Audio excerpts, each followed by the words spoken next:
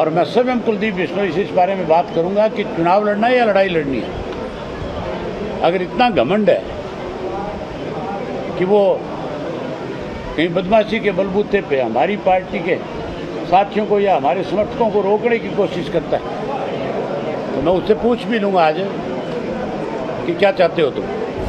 ये भय होल्डर किसी और को तो हो सकता है, लेकिन इंडियन नेशनल लोकदल पार्टी का कार्यकर्ता पहले तो छेड़ेगा नहीं, और अगर उसको किसी ने छेड़ने की कोशिश करी फिर उसको हम छोड़ेंगे नहीं किसी कीमत पे। मैंने ये बैम बहुत बारी निकाला है लोगों का, ये पहली दफ़ा नहीं है। इस तरह की शरारत इन्होंने मेरे विधानसभा क्षेत्र में 2 दफ़ा करने की कोशिश करी है, और दोनों दफ़ा मैंने इनकी एन अच्छी तसल्ली कराई है। आज जब ये अपने समर्थकों के साथ आ रहे थे तो इनकी गाड़ियों के ऊपर उन्होंने हमला बोल दिया, अनेक गाड़ियों के शीशे तोड़ दिए, अनेक लोगों के चोट लगी है। मेरे को सरेआम रोड के ऊपर पत्थर मारे गए, गाड़ियों के शीशे तोड़े गए, हमारे आदमियों को चोट लगी है। पुलिस को मैंने बाकायदा पहले इन्फॉर्मेशन कराई है। हमारा क्या कसूर है? आपके माध्यम से हम ये कहना चाहते हैं, बताना चाहते हैं, पूरे हरियाणा प्रदेश की जनता इस बात को देखे कि आदमपुर में किस प्रकार का माहौल बनाया जा रहा है। मैं तो आपके माध्यम से उसको ये बात समझाना चाहता हूँ, इस तरह की बौखलाहट में कुछ नहीं रखा।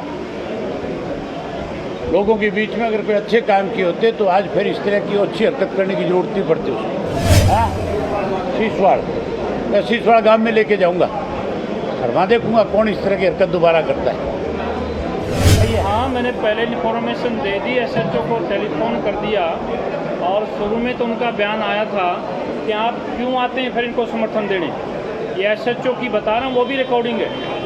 आज अभय सिंह चौटाला जी ने हमारे जनता कल्याण मोर्चे को सहारा दिया है, और हम इस बात का फख्र करते हैं। हम उस पार्टी के साथ मिलने का काम कर रहे हैं जिसके हरियाणा प्रदेश के 5 बार मुख्यमंत्री रहने वाले चौधरी ओम प्रकाश चौटाला जी हमारे बीच में आज भी मौजूद हैं, जो लौह पुरुष माने जाते हैं। आज इंडियन नेशनल लोकदल पार्टी को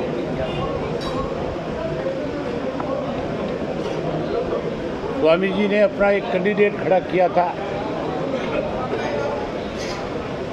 जो कहीं कुलदीप बिश्नोई के साथ उसने अपना तालमेल बना लिया।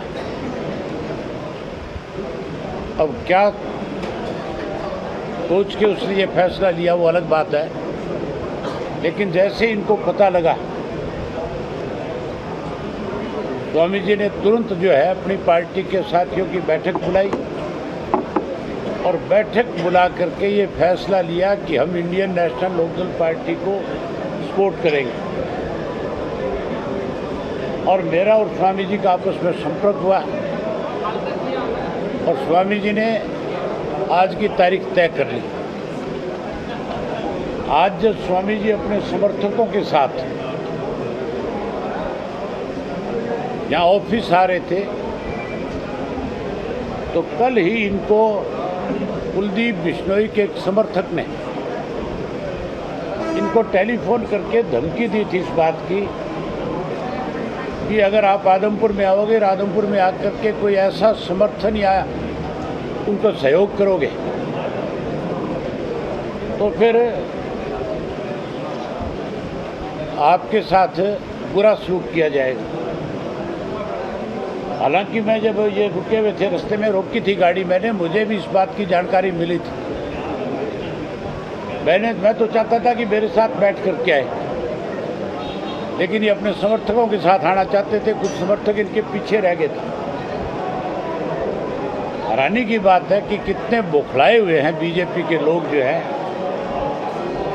आज जब ये अपने समर्थकों के साथ आ रहे थे तो इनकी गाड़ियों के ऊपर उन्होंने हमला बोल दिया, अनेक गाड़ियों के शीशे तोड़ दिए, अनेक लोगों के चोट लगी है। और जो उसने कल थ्रेट किया था वो रिकॉर्डिंग इनके पास है। ये बौखलाहट की निशानी है। प्रजातंत्र में हर व्यक्ति को इस बात का अधिकार है कि वो किसको चुनाव लड़ाए, वो किसको अपना समर्थन दे, किसको अपना वोट दे, किसके साथ राजनीतिक उनके तालमेल बढ़े। आज स्वामी जी जो है अपने सैकड़ों साथियों के साथ, जो इनकी पार्टी है जनता कल्याण मोर्चा,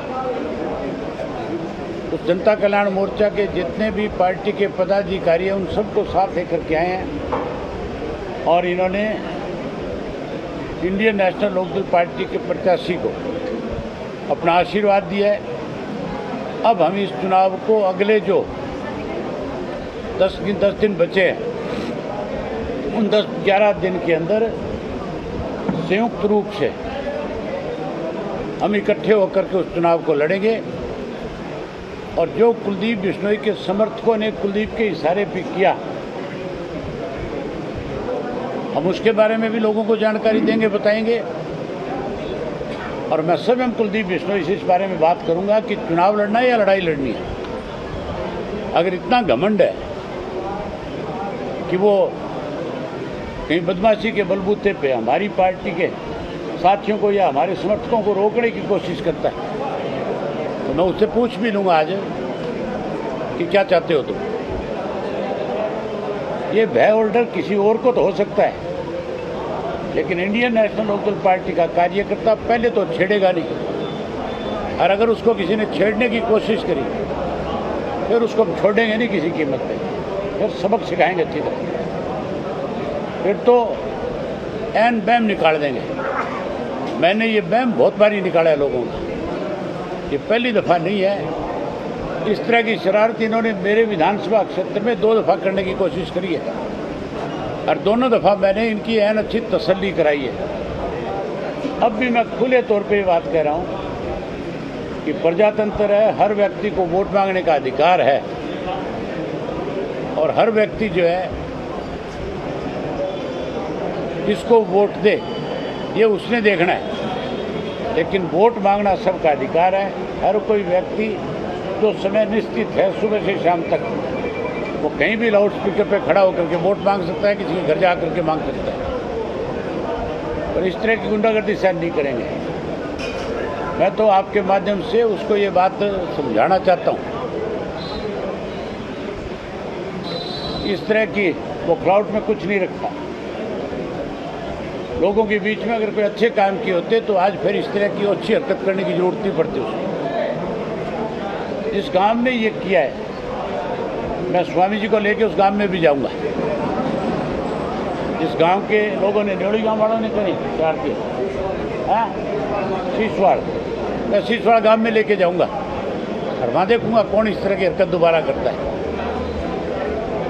ये तो सरासर गुंडागर्दी है, सरासर ये तो ये मान के चलो कि सरकार सरकारी मशीनरी का दुरुपयोग कर रही है। आप में से बहुत सारे साथी इलाहाबाद में गए हुए थे। मेरे चुनाव में भी हजारों पुलिस के काफिले के साथ जो है गुंडे और बदमाश किस्म के लोग चलते थे, जो लोगों में डराने का, लोगों में भय का माहौल पैदा करने की कोशिश करते थे, लेकिन लोगों ने वहाँ उनको सबक सिखाया। मैं तो स्वामी जी का इस बात के लिए आभार व्यक्त करता हूँ कि स्वामी जी ने जो फैसला लिया है हम इनका स्वागत करते हैं, हम इनका अभिनंदन करते हैं, इनका आभार व्यक्त करते हैं और इनसे उम्मीद और आशा करते हैं कि इनके सारे साथी जो है अब इंडियन नेशनल लोकदल पार्टी के प्रत्याशी के जुटाने में एक बड़ी भूमिका निभाएंगे। जितने भी इनके अनुयायी यहाँ हैं वो दिन रात अब इंडियन नेशनल लोकदल पार्टी के लिए काम करेंगे और हम लोग इस चुनाव को मिल करके जीतने का काम करेंगे।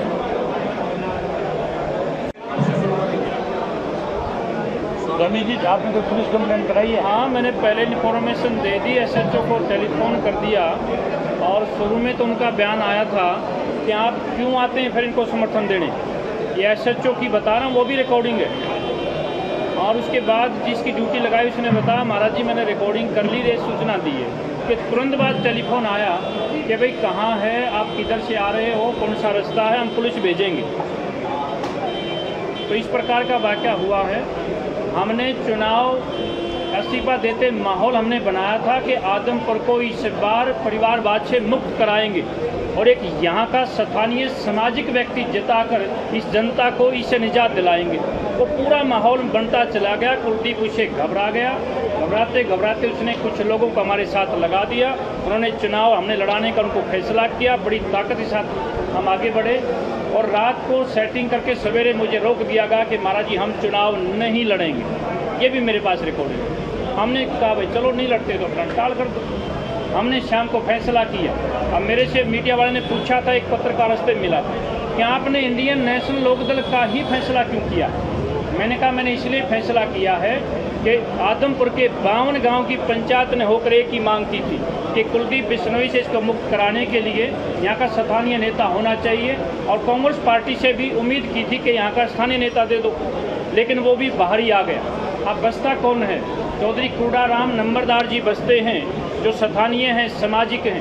पहला फैसला इस बात को लेकर किया गया है। दूसरा फैसला, किसान की बात सब करते हैं लेकिन पूरे हिंदुस्तान में केवल मात्र एक विधायक चौधरी अभय सिंह चौटाला जी ने किसानों के लिए अपना पद खो दिया और बीच में जाकर बैठ गए। ये सबके बीच की बात है।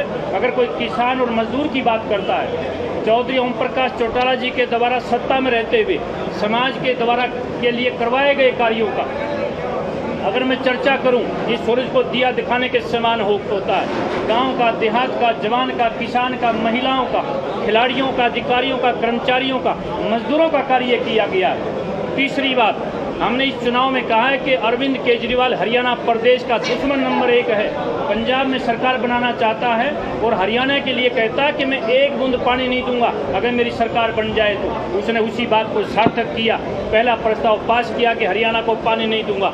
एक आदमी तो पानी ना देने वाला मैदान में है और एक आदमी जिसको हम जल योद्धा के नाम से भी जानते हैं, चौधरी अभय सिंह चौटाला जी, पानी लेने के लिए पैदल कस्सी उठाकर चले गए थे। मैं क्यों ना समर्थन करूंगा, मैं क्यों ना इनके साथ आऊंगा। हमें समाज की बात करनी है, हमें जनता की बात करनी है और कौन से मुद्दे बचते हैं। या तो केवल या फिर दूसरी पार्टी या बीजेपी का कोई भी नेता इस बात का बयान दे दे कि भाई आदमपुर को मुक्त नहीं होना चाहिए। क्या एक ही परिवार को लड़ना चाहिए बार बार? सारे लोग लाइन में लगे हुए हैं, दिन रात एक करे हुए हैं कि किसी तरह से अब ये चौथी पीढ़ी यहीं से जीत जाए। ये प्रजातंत्र की बात नहीं है, लोकतंत्र की बात नहीं है। और आज अभय सिंह चौटाला जी ने हमारे जनता कल्याण मोर्चे को सहारा दिया है और हम इस बात का फख्र करते हैं। हम उस पार्टी के साथ मिलने का काम कर रहे हैं जिसके हरियाणा प्रदेश के 5 बार मुख्यमंत्री रहने वाले चौधरी ओम प्रकाश चौटाला जी हमारे बीच में आज भी मौजूद हैं, जो लोक पुरुष माने जाते हैं।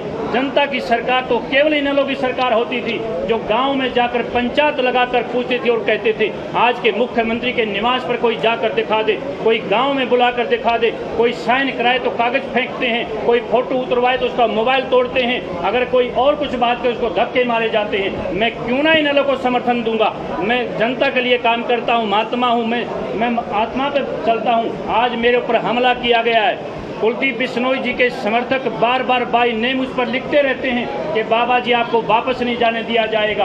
अब मैं कैसे डर सकता हूँ? साधु संत कभी वापस नहीं मरते हैं, संत शेर और सुरमा आगे आगे बढ़ते हैं। जननी जने तो भक्त जन याद आता या सूर, ना तो जन्नी बांजरे कहें गवाए नूर। मैं बाजी लगा कर आया हूँ और मेरे 10,000 पदाधिकारी हैं, पूरे हरियाणा प्रदेश के आदमपुर के अंदर रहेंगे।